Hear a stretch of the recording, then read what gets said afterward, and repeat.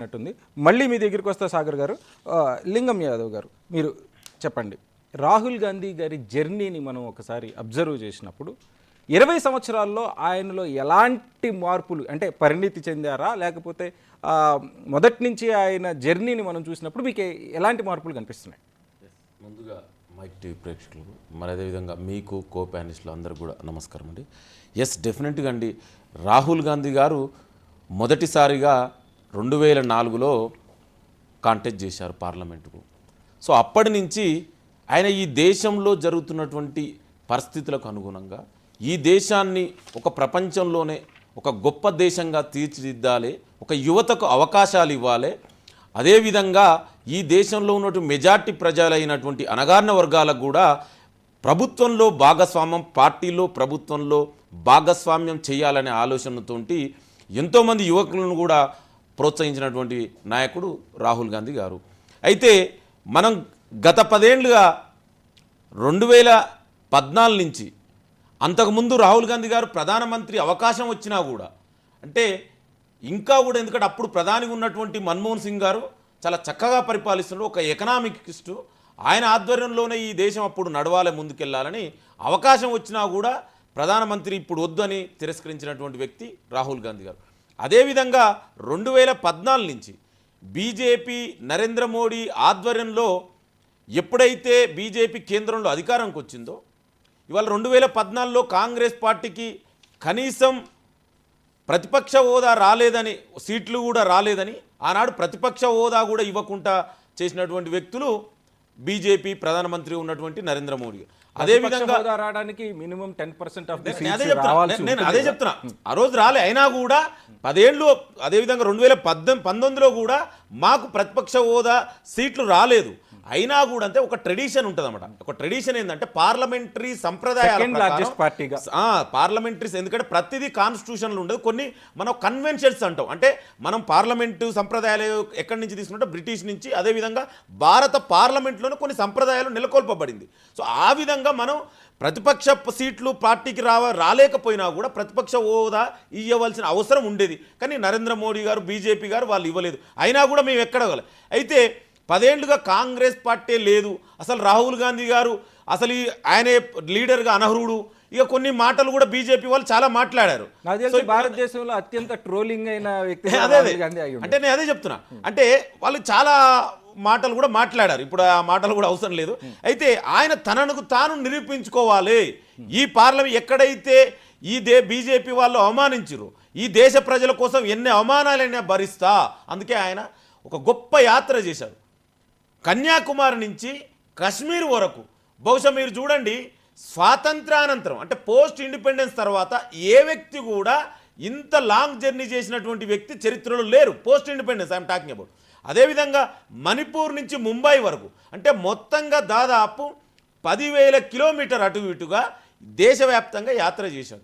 ఈ యాత్రలో తనను తాను నిరూపించుకోవడమే కాదు, దేశ ప్రజలకు వెళ్ళి, ప్రజల వద్దకెళ్ళి వాళ్ళ సమస్యలేంది, మూలాలను తెలుసుకొని, ఇవాళ దళితులు, అణగారిన వర్గాలు, బహుజనులు, యువత, రైతులు, మహిళలు, ఆదివాసీలు ఏమి కావాలనుకుంటారు, ఈ 10 ఏళ్లలో బీజేపీ ఏం చేస్తుంది, ఒకవైపు రాజ్యాంగాన్ని మారుస్తామని, రాజ్యాంగానికి అనుగుణంగా పాలన జరగకుండా బీజేపీ ఎక్కడి నుంచి పరిపాలన జరిగింది, 10 ఏళ్లుగా నాగపూర్ ఆర్ఎస్ఎస్ హెడ్ క్వార్టర్ ఆదేశాల అనుసారంగా పరిపాలన జరిగింది.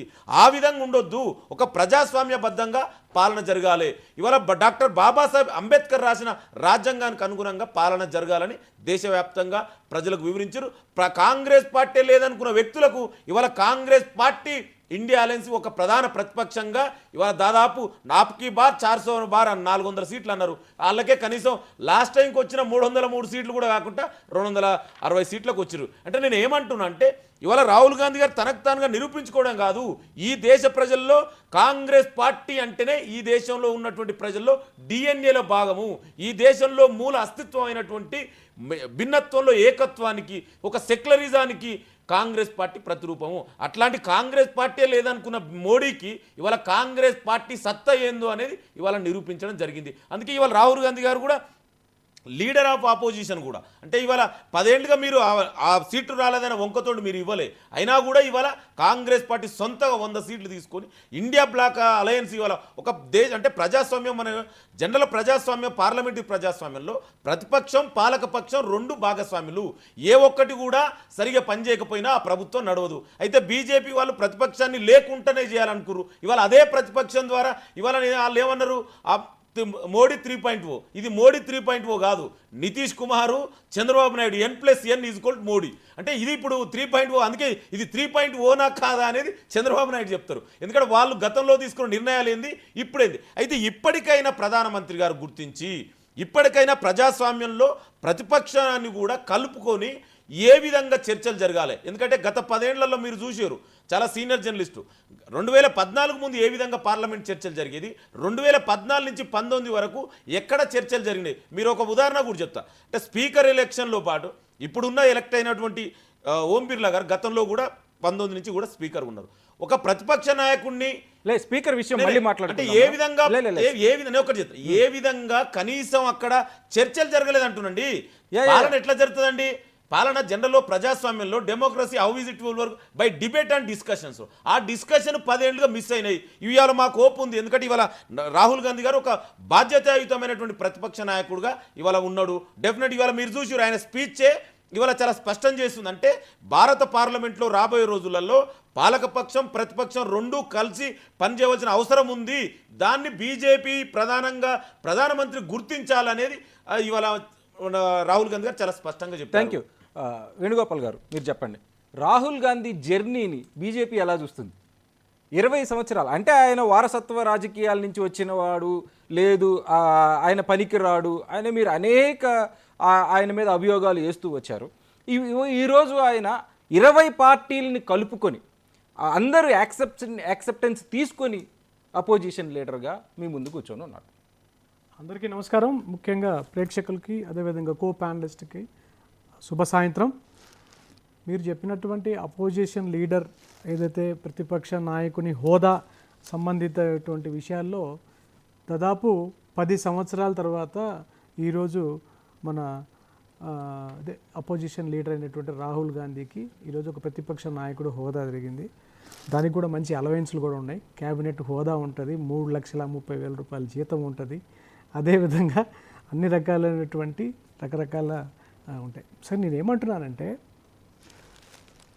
10 సంవత్సరాల తర్వాత ఇప్పటికీ కూడా మా మోడీ గారు మూడోసారి ప్రధానమంత్రి, ప్రియతమ ప్రధాని నరేంద్ర మోదీ గారు మూడోసారి ప్రధానమంత్రి పీఠం ఎక్కిన తర్వాత కూడా కనీసం 100 సీట్లు కూడా వాటిని దాటనీయకుండా మేము నియంత్రించినామా లేదా?